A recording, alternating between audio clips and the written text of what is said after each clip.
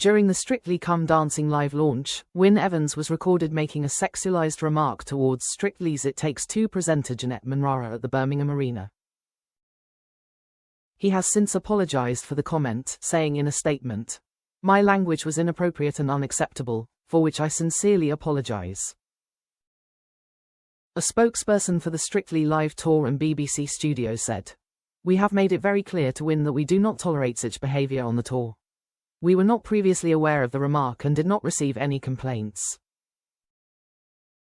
It comes after Wynne faced backlash during the 2024 series after his partner Katya Jones was moving his hand from around her waist, before rejecting him for a high five. Katya insisted at the time that she hadn't been offended by Wynne's actions, but the damage had been done in the eyes of the public. "I have to admit I was a little bit surprised when it was announced Wynne would be going on the Strictly tour this year, but with Katya insisting it was a joke gone wrong and the star offering an explanation, there seemed like no real reason to hold him back. I went to the launch night of the Strictly tour at Birmingham Arena, and whilst I wouldn't call myself the biggest Strictly fan in the world, I found myself in my element and thought the whole event was really well produced. The dancing was outstanding, the jokes weren't too cheesy and it felt like everyone was genuinely really happy to be there.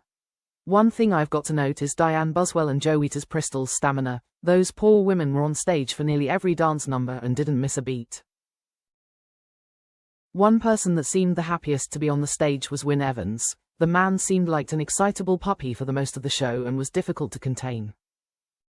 From breaking out in a solo song in the middle of a show in homage to his surprise moment on the Strictly series to brazenly begging the audience to give him and Katya their votes, he certainly seemed like the celebrity contestant most eager to take the spotlight. He seemed completely in his element as he belted out "This Is My Life" by Shirley Bassey in front of the 16,000-person crowd on a huge stage on his own, and who can blame him?